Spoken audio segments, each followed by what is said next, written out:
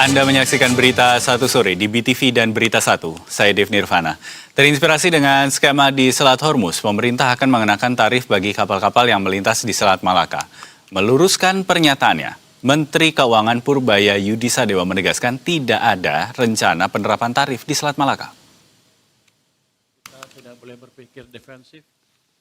Purbaya menyebut kebijakan Indonesia terkait jalur pelayaran internasional selalu mengacu pada hukum internasional, yakni United Nations Convention on the Law of the Sea atau UNCLOS atau Konvensi PBB tentang hukum laut. Selain memegang prinsip kebebasan navigasi, UNCLOS juga mengatur pengakuan Indonesia sebagai negara kepulauan.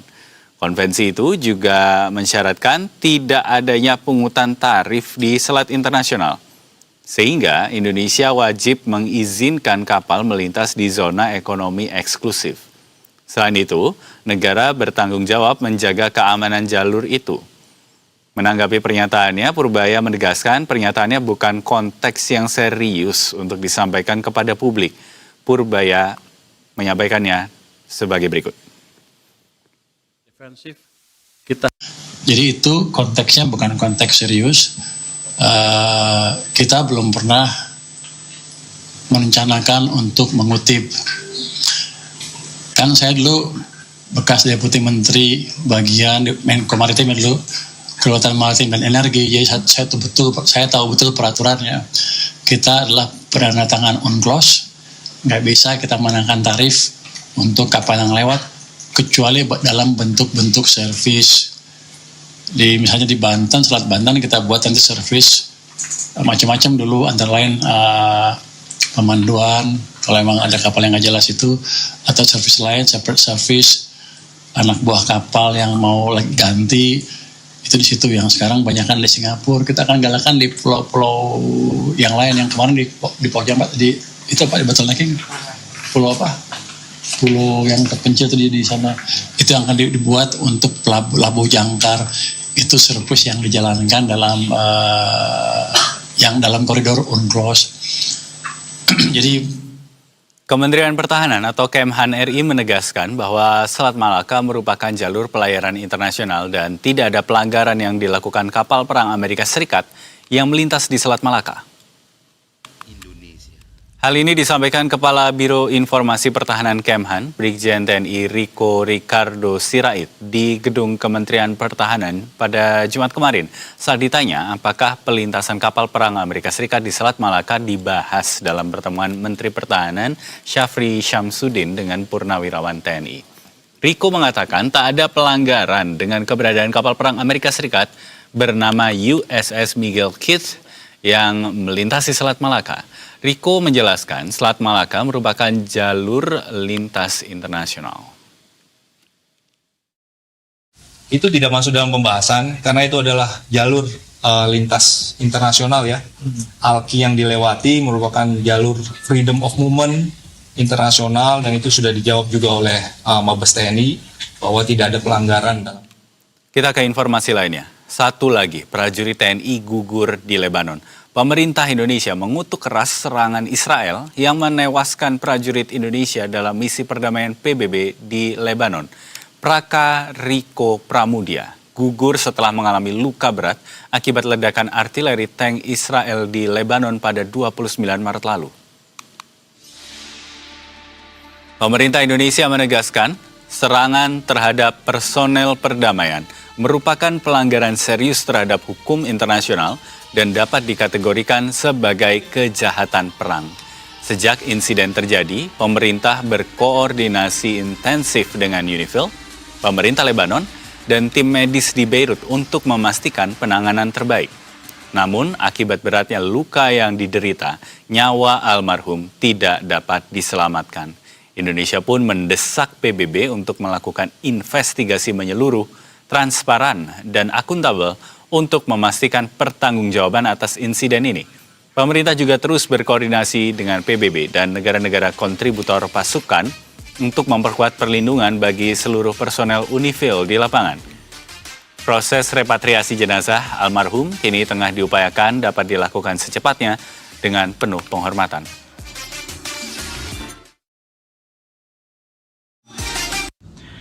pemerintah menyampaikan bela sungkawa yang sedalam-dalamnya kepada keluarga yang ditinggalkan. Negara hadir untuk memberikan penghormatan yang setinggi-tingginya atas pengabdian dan pengorbanan almarhum bagi perdamaian dunia. Pemerintah juga berkoordinasi dengan UNIFIL untuk memastikan repatriasi jenazah dilakukan dengan segera dan penuh penghormatan. Indonesia kembali mengutuk serangan Israel yang menyebabkan gugurnya Peacekeeper Indonesia. Serangan terhadap pasukan perdamaian PBB merupakan pelanggaran serius terhadap hukum internasional dan dapat dikategorikan sebagai kejahatan perang. Pemerintah Indonesia juga kembali mendesak PBB untuk melakukan investigasi yang menyeluruh, transparan, dan akuntabel untuk mengungkapkan seluruh fakta dan memastikan pertanggungjawaban atas insiden ini. Pemerintah Indonesia juga berkoordinasi dengan PBB serta seluruh negara-negara penyumbang pasukan perdamaian untuk melakukan evaluasi atas keselamatan dan keamanan personel di lapangan, termasuk untuk memastikan hal yang serupa tidak terulang. Kita dalami terkait gugurnya anggota TNI penjaga perdamaian dalam pasukan UNIFIL bersama dengan pasukan UNIFIL PBB 2010-2011 Serma Purnawirawan Mukhtar Effendi dan juga pakar hukum internasional Universitas Muhammadiyah Surabaya Satria Unggul Wicaksana. Selamat sore Bapak-Bapak. Sore Mas Dev. Baik, terima kasih sudah bergabung bersama kami di Berita Satu Sore untuk hari ini. Saya ke Pak Mukhtar terlebih dahulu. Pak Mukhtar, Anda pernah berada di sana, bertugas sebagai pasukan juga, tergabung dalam UNIFIL juga. Boleh untuk diceritakan kepada kami dan juga pemirsa, sebetulnya tugas yang dijalankan di sana itu seperti apa? Kemudian medannya itu seperti apa? Silakan Pak.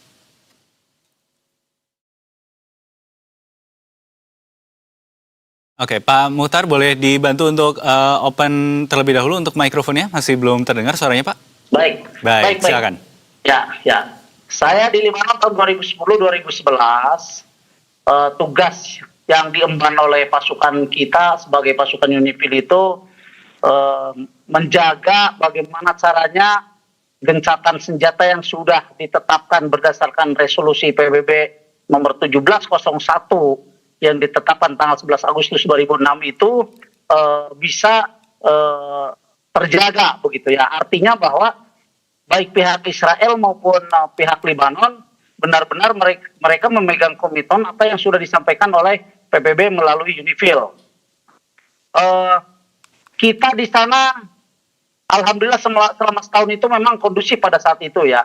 Tidak ada gesekan apapun baik yang terjadi antara Libanon dan Israel maupun antara Israel dengan pasukan UNIFIL, begitupun juga antara Libanon dan pasukan UNIFIL. Jadi secara umum kondusif, tidak ada hal-hal yang mengganggu daripada stabilitas perdamaian yang sudah terjadi. Medan yang ada di sana memang medan yang berbukit-bukit dan berbatu, begitu. Tidak ada pohon-pohon besar seperti yang ada di negara kita ya.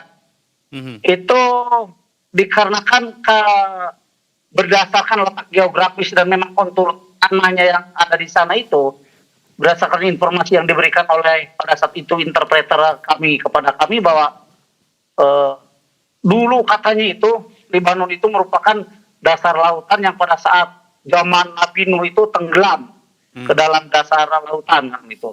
Nah, hikayat atau cerita itu seperti apa realnya itu bagian nanti yang mempelajari tentang kondisi alam di sana. Yang jelas medan di sana itu berbukit dan berbatu ya, tidak ada pohon-pohon besar. Kemudian antara posisi pos kita kontingen Indonesia dalam artian markas kontingen Indonesia yang ada di Asid Al-Qusair dengan perbatasan atau dalam blue line yang ada memang tidak terlalu jauh ya, bisa dijangkau dalam waktu kurang lebih 45 sampai 1 jaman lah begitu.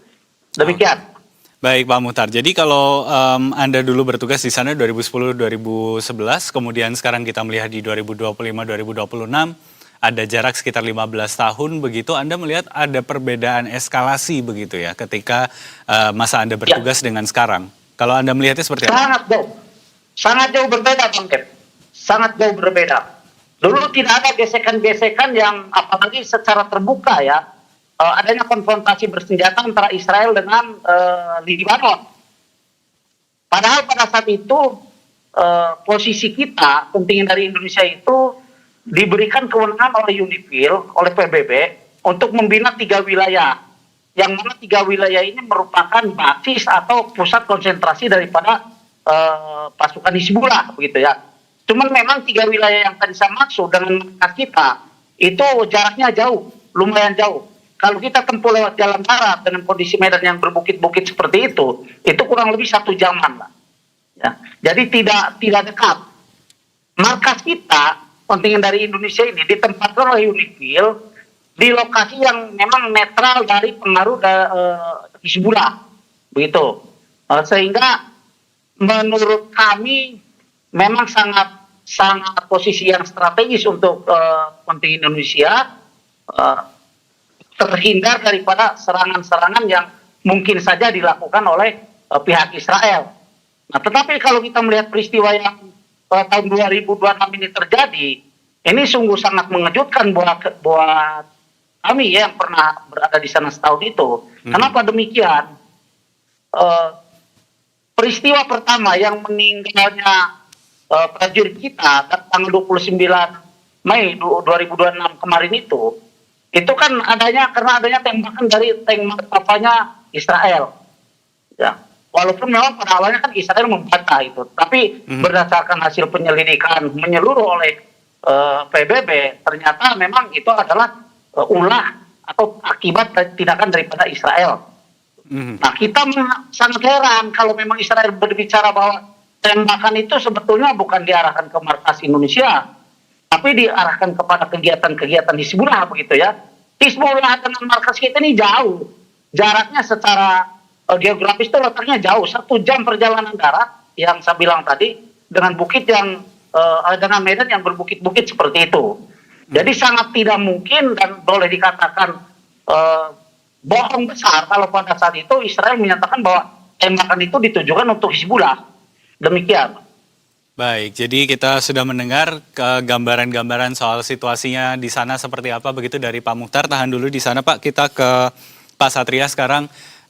Bagaimana kemudian kita melihat situasi ini? Karena kita melihat ternyata di 2010-2011 tadi yang diceritakan Pak Mukhtar relatif kondusif begitu, tapi sekarang eskalasinya begitu besar bahkan hingga ada 4 prajurit kita yang gugur di sana, Pak Satria. Indonesia harusnya merespon seperti apa? Ya, kita tentu berduka cita ya kepada meninggalnya Kopral Riko yang kemudian menjadi korban keempat ya dari pasukan Dewan Perdamaian yang bertugas di Lebanon. Meninggalnya Kopral Riko ini tentu menjadi peringatan keras ya bagi kita semua, khususnya bagi pemerintah untuk mendesak bagaimana upaya pengungkapan ini dengan mendalam, apalagi tadi juga disampaikan juru bicara dari Sekjen PBB ya, Duracik ya, sudah menyampaikan di tanggal 8 April tentang investigasi bahwa itu diserang oleh Israel melalui tank Merkava ya. Dan ini sekali lagi adalah serangan serius terhadap pasukan perdamaian yang dilindungi betul oleh hukum internasional.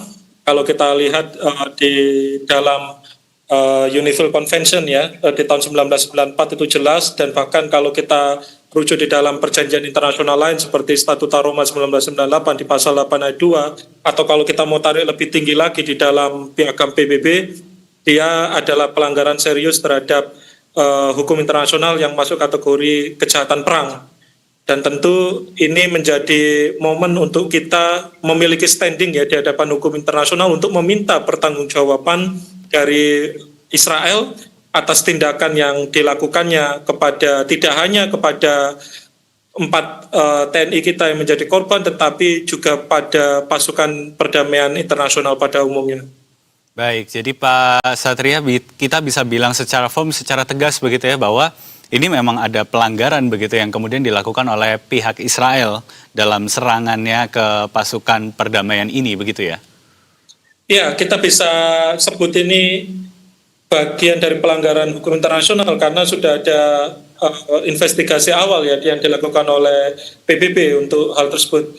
Sebenarnya ini secara kontinu atau berkelanjutan dapat kita lanjutkan ya dalam konteks mekanisme di bawah PBB ya, misalkan mendorong untuk diterbitkannya resolusi Majelis Umum PBB misalkan untuk memberikan sanksi keras kepada Israel dalam konteks state responsibility atau tanggung jawab negara. Dan kita juga bisa menggunakan mekanisme yang sama untuk kemudian meminta pertanggungjawaban individu bagi jenderal atau militer dari Israel yang kemudian secara langsung ya memberikan komando atas serangan yang terjadi di Lebanon yang menewaskan dari pasukan perdamaian PBB yang berasal dari Indonesia itu sendiri. Baik, kalau begitu saya kembali ke Pak Muhtar. Ini kan kalau kita melihat situasinya sekarang eskalasinya sudah semakin besar begitu. Israel pun bahkan sekarang bisa kita katakan berani begitu untuk menyerang pasukan perdamaian sampai kemudian ada beberapa prajurit kita yang gugur, ada juga dari Prancis begitu yang menjadi korban. Kalau Anda melihat sebetulnya apa yang kemudian katakanlah menjadi motivasi begitu bagi Israel untuk kemudian melakukan serangan-serangan ini, walaupun tadi Anda juga sempat menyatakan bahwa Israel menyatakan menyerangnya ke arah Hizbullah begitu, tapi nyatanya lokasinya Hizbullah dengan lokasinya UNIFIL ini jaraknya berjauhan. Kalau menurut saya, apa yang dilakukan oleh Israel saat ini jelas itu merupakan aksi provokasi terhadap Dewan Keamanan PBB, dalam hal ini adalah UNIFIL. Nah, kenapa demikian? Saya beranggapan bahwa dengan adanya serangan yang dilakukan oleh Israel itu akan mempengaruhi UNIFIL dalam hal ini untuk merelokasi kontingen UNIFIL yang ada di Lebanon Selatan, terkhusus adalah kontingen dari Indonesia, agar apa yang mereka maui ya dengan adanya sekarang eskalasi meningkat karena adanya perang antara Iran dengan Israel, kemudian mereka bilang bahwa Hizbullah itu proksi Iran, mereka akan lebih leluasa mengekspansi wilayah Lebanon, terutama Lebanon Selatan. Oleh karena itu, dengan kegiatan mereka menembaki kontingen UNIFIL, terutama yang berasal dari Indonesia, itu jelas adalah kegiatan yang betul-betul memprovokasi daripada Dewan Keamanan PBB, supaya paling tidak posisi atau letak daripada pasukan PBB yang ada di sana itu direlokasi. Ya, mereka berharap lebih jauh bahwa tidak ada lagi pasukan PBB di Lebanon Selatan, demikian. Makanya mereka dengan beraninya berapa kali mereka menembaki markas UNIFIL yang diwakili oleh kontingen Indonesia yang ada di Lebanon Selatan. Dalam hal ini adalah di wilayah Asid Al-Qusair. Demikian, Pak. Baik, kita ke Pak Satria lagi kalau begitu. Pak Satria, tadi kan Pak Muhtar mencermati bahwa ada kemungkinan Israel ini mencoba untuk melakukan provokasi untuk menggeser-geser posisinya UNIFIL begitu. Sebetulnya penentuan untuk lokasi kalau secara aturan di organisasi PBB itu seperti apa, Pak? Apakah ini ditentukan oleh dari pihak PBB atau harus bersepakat antara pihak-pihak yang dalam tanda petik harus didamaikan karena keberadaan mereka di sana sebagai pasukan perdamaian atau seperti apa? Ya, tentu ini adalah bagian dari otoritas ya dari Dewan Keamanan ya untuk menentukan wilayah-wilayah mana yang kemudian masuk kategori high risk dan butuh kemudian pasukan Dewan Perdamaian ya, pasukan perdamaian untuk kemudian menempati pos tersebut dengan kemudian komposisi kontingennya, masing-masing kontingennya dari representasi negara. Kalau kita berbicara untuk upaya mereposisi atau bagian dari ancaman ya terhadap pasukan Dewan Perdamaian sehingga mereka kemudian berpindah ke wilayah lain, tentu ini adalah agenda yang sebenarnya sudah terbaca dan tak mengejutkan ya, karena Israel sendiri punya yang namanya Great Israel ya atau Great Arab ya, yang dia ingin mencaplok semua wilayah, tidak hanya di Gaza tapi juga apa yang ada di Lebanon, dengan dalih kemudian melakukan serangan kepada Hizbullah dan kepada wilayah-wilayah lain yang ada di Timur Tengah, termasuk bahkan membuat provokasi ya dengan Turki, dengan Arab Saudi dan lain sebagainya. Sekali lagi ini tidak dibaca sebagai serangan semata terhadap anggota TNI kita, tetapi ini adalah ancaman serius dalam hal perdamaian dan keamanan internasional yang betul-betul sangat dilarang ya kalau kita merujuk kepada piagam PBB.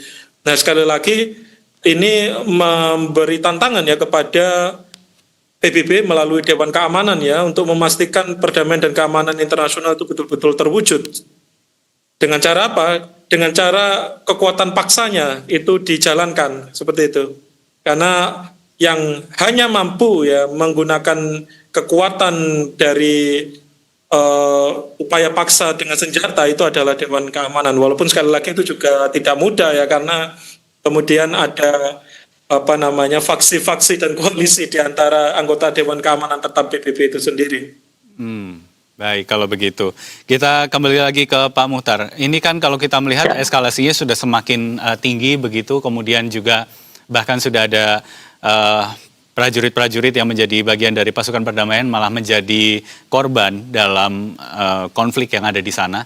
Kalau sebagian masyarakat itu bilang sebaiknya Indonesia tarik aja pasukannya, nggak usah lagi berkontribusi di UNIFIL begitu. Tapi kalau menurut Anda, apakah ini mungkin untuk dilakukan atau seperti apa sebetulnya penugasan ketika seorang prajurit TNI itu ditempatkan untuk berada dalam pasukan perdamaian yang ada di PBB? Baik, memang begini Bang, sebagai seorang prajurit, resiko apapun yang terjadi apalagi di medan tugas, itu adalah risiko yang harus diterima sebagai konsekuensi daripada seorang prajurit. Tetapi memang tidak ada salahnya juga tentang pengiriman pasukan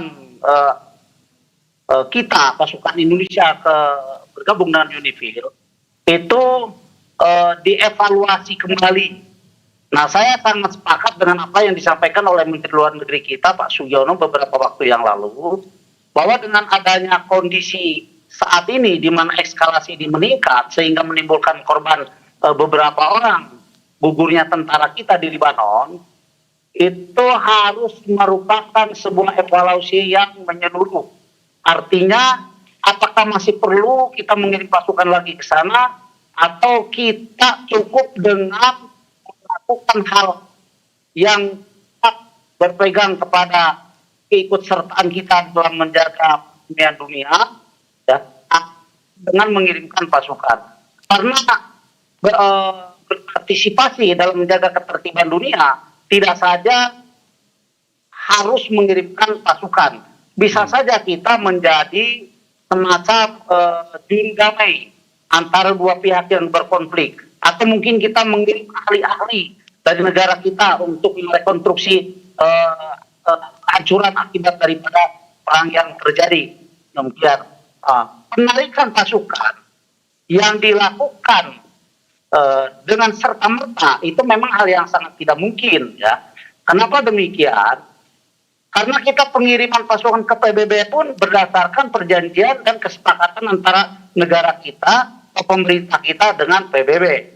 Ya, jadi tidak serta-merta hanya dengan adanya peristiwa kemarin yang menyebabkan gugurnya prajurit kita, kemudian kita juga langsung menarik pasukan. Itu saya yakin tidak mungkin seperti itu. Kenapa demikian? Karena penarikan pasukan dikembalikan ke negara kita itu harus persetujuan dan kesepakatan yang dibuat oleh Dewan Keamanan PBB itu sendiri dengan pemerintah kita dalam hal ini ya. Tetapi ke depannya memang yang tadi saya sampaikan ini harus dievaluasi lagi. Apakah memang keikutsertaan negara kita dalam menjaga ketertiban dunia itu dengan mengirimkan pasukan bergabung dalam UNIFIL, atau cukup dengan berpartisipasi kita menjadi juru damai kah, atau mengirim ahli-ahli kita kah? Alhamdulillah sekarang di negara kita kan sudah ada namanya PMPP, Bang Dep. PMPP itu Pusat Misi Pemeliharaan Perdamaian, di mana salah satu tugas daripada PMPP itu adalah memberikan pelatihan dan pendidikan kepada negara-negara yang nanti akan bergabung dengan pasukan keamanan PBB. Salah satu di antaranya adalah UNIFIL. Demikian. Baik, kalau begitu Pak Satria, terakhir apa yang kemudian bisa untuk kita tuntut katakan begitu kepada PBB terkait situasi ini, mengingat sebenarnya kan mereka sudah cukup jelas begitu identitasnya, tidak perlu dengan identitas yang begitu tidak bisa diserang, dan mereka pun juga tidak dipersenjatai begitu untuk kemudian melakukan pertahanan atas serangan-serangan yang karena memang harusnya tidak diserang begitu. Jadi apa yang kemudian bisa kita lakukan, pemerintah Indonesia bisa lakukan untuk kondisi yang akan berlangsung ke depan? Ya, ada dua hal ya, dalam konteks internasional maupun dalam konteks sikap Indonesia. Dalam konteks internasional tentu kita ingin mendorong bahwa ada pertanggungjawaban serius ya, tidak hanya kecaman, dalam hal ini pertanggungjawaban negara yang perlu kita dorong oleh pemerintah Indonesia melalui dukungan di Majelis Umum PBB untuk memberikan sanksi kepada Israel atas tindakan yang menewaskan 4 prajurit terbaik kita, dan juga pertanggungjawaban individu di Mahkamah Pidana Internasional. Dengan kita juga mendorong dengan mekanisme yang sama di bawah resolusi Majelis Umum PBB, karena hari ini kita belum meratifikasi Statuta Roma 1998. Dalam konteks Indonesia yang bisa cepat kita lakukan adalah tentu kita ingin mendorong bahwa Indonesia seharusnya melihat situasi seperti ini keluar dari Port of Peace, mengingat Indonesia dan Israel saat ini sama-sama menjadi anggota BOP, dan jangan sampai ada excuse ya atau alasan yang kemudian membuat kita lentur sehingga kita tidak keluar dari Port of Peace yang nyata-nyata kemudian tidak melindungi kepentingan kita, setidaknya kepada prajurit terbaik kita. Cara-cara itu yang harus kita lakukan segera agar kemudian Indonesia tetap terhormat ya, tetap dihargai dalam konteks hubungan internasional, karena kita melindungi prinsip-prinsip yang diatur serius oleh hukum internasional, yaitu menjaga perdamaian dan keamanan internasional. Baik, tentu kita harapkan proses pemulangan dari jenazahnya juga akan berjalan dengan lancar nantinya, dan situasi ataupun kondisi serangan-serangan seperti ini tidak akan terjadi lagi pada pasukan perdamaian. Siapapun kemudian negara yang terlibat di sana, tidak ada lagi pasukannya yang menjadi korban serangan-serangan seperti ini. Terima kasih banyak Pak Muhtar, terima kasih banyak Pak Satria sudah bergabung bersama kami di Berita Satu Sore, memberikan insight dan juga analisa soal situasi yang ada di sana. Kita mudah-mudahan bisa jumpa lagi di lain kesempatan. Terima kasih banyak sudah bergabung. Selamat sore. Terima kasih Bang. Terima kasih Pak Satria.